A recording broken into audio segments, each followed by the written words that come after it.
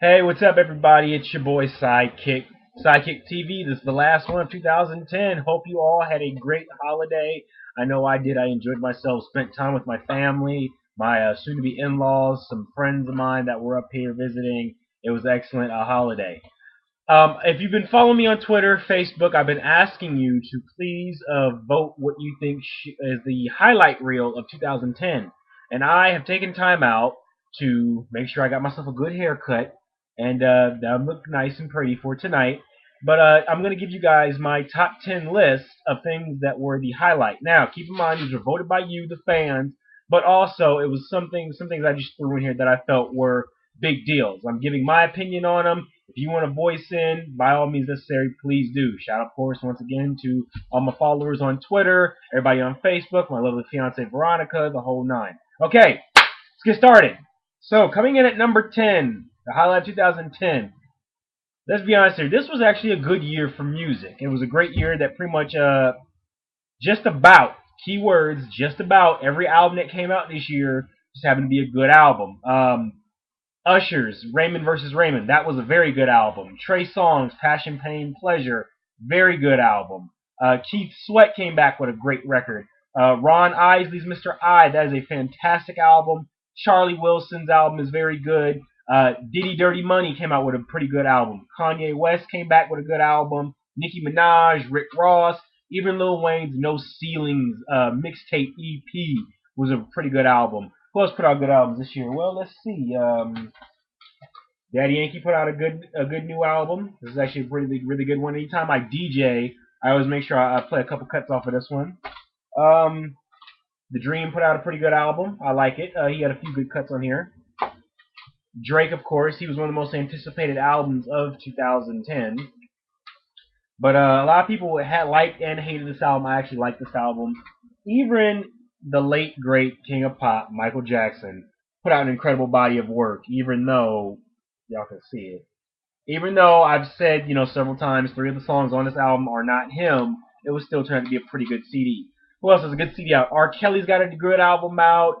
Um, I think Jamie Foxx, from what I've been told, has a pretty good CD. I just got Jamie Foxx. I've listened to that myself. Jasmine Sullivan put out an excellent album. Neo put out a good album. 2010 was definitely a good year for music. Ludacris put out a very good album. So, in my opinion, this is my opinion, this was a good year for good music to come out.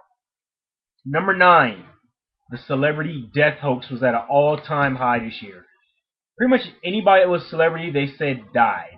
They tried saying Adam Sandler died, Morgan Freeman, Kimbo Slice, that was the big one, and I think I kind of caused a Facebook frenzy when I had asked the question, had he died?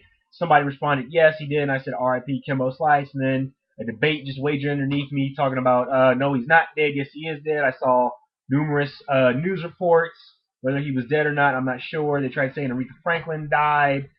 This was just really a crazy year, thanks to the internet, to pose all these fake death hoaxes and everything. And some of them you bought into, some of them you didn't. They actually tried to say Bill Cosby died this year too. But real quick, take a moment to remember those that we lost this year. Rest in peace, Tina Marie. Rest in peace, Leslie Nielsen. Um, the original June Cleaver, Barbara Bingsley, I think that's her name, right? We've lost a lot of celebrities this year. Blanche from the Golden Girls, she passed away. So this has really been a year for celebrity deaths. Number 8, the feud between Nicki Minaj and Lil Kim. Now I did a blog segment on this where this all started with Lil Kim bashing Nicki Minaj, saying she stole her style. You, the fans and followers, weighed in saying, "Oh, you felt Nicki Minaj is a breath of fresh air," or "No, she bought Lil Kim's style." Lil Kim released a song called Black Friday, in which she bashes Nicki Minaj, which I also posted on my blog site on Tumblr. This is sidekick.tumblr.com. You guys can check it out there. It's still posted up there. Number 7. This was a real big controversy. LeBron going to Miami. Oh, man. I was in the barbershop. I didn't actually see LeBron give the press conference saying he was going to Miami.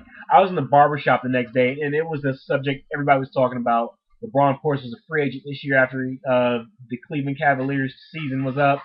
And a lot of people thought he was going to stay with Cleveland. Rumors had swirled that he was going to go to New York.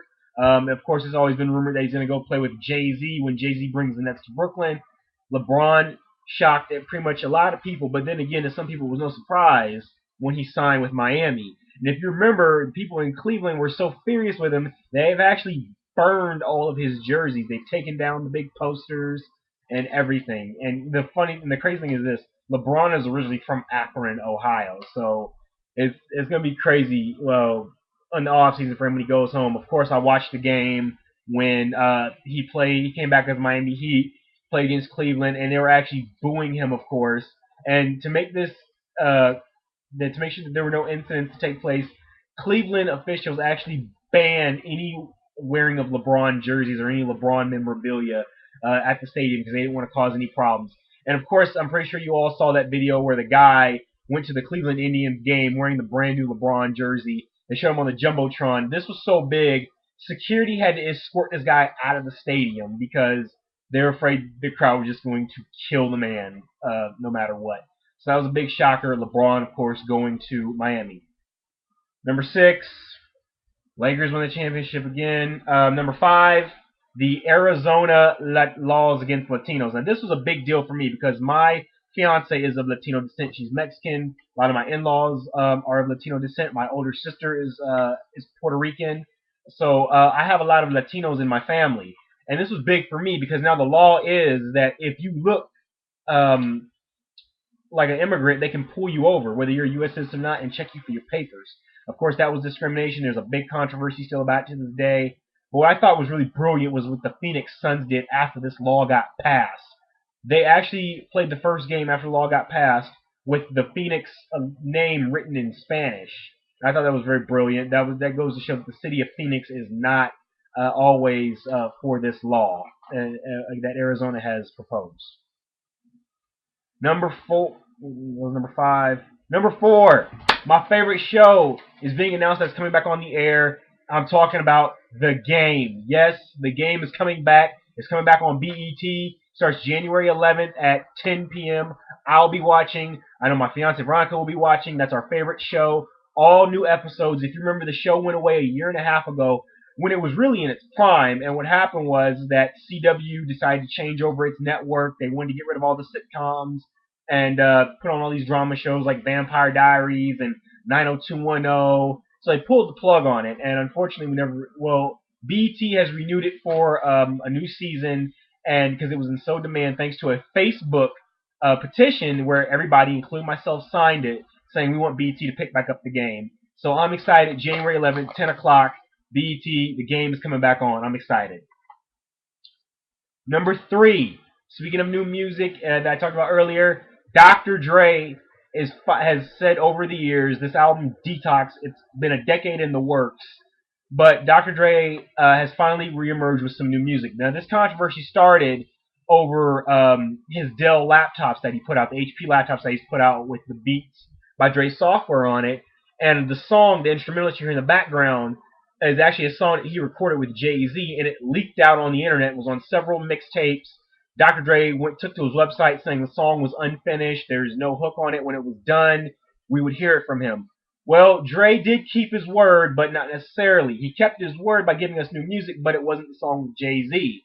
He actually gave us a brand new song, never before heard, with Akon and Snoop Dogg called Kush, which debuted on his website and is now available on iTunes for download, for purchase. And he does say that Detox is coming out, and I strongly believe this time that now that we have the proof, the evidence, the new music, I think Detox will be coming out in 2011. Dre, stop letting us wait, man. Put it out. We need it. I need it. Number 2. What can be said about this one? Well, obviously, we have a rapist in Lincoln Park. He's climbing in your windows, snatching your people up, trying to rape them, so you need to hide your kids, hide your wife. Everybody loves that. That was one of my favorite YouTube videos to watch, other than my blogs. It was so this video clip was so huge. It actually got its own iPhone app to where you can download it now on your iPhone. It comes with a ringtone. I think it's a soundboard that comes along with it. You can see the actual video. It's actually pretty funny. And number 1, this is actually my pick for number 1. The Huskies win the Sugar Bowl. excuse me, not the Sugar Bowl, the Holiday Bowl. They won the Holiday Bowl. It was the first bowl game the Huskies played in 8 years. I was excited to watch it last night, and I don't really watch a lot of college football, but this game was definitely worth watching. So as I said today on my Facebook and on my Twitter, I'll be parading around in the jersey. I had to take it off and show you guys I still have a Husky jersey. I think if you live in the state of Washington and you own any Husky memorabilia, it is required that you wear it, okay? Even if you're not a fan, this is still something to celebrate, okay? So, congratulations to the Huskies. That's my top 10 list. I hope you all have a safe New Year's Eve. Remember, do not drink and drive. If you disagree with my list, let me know. Hit me up, twitter.com/sidekick86.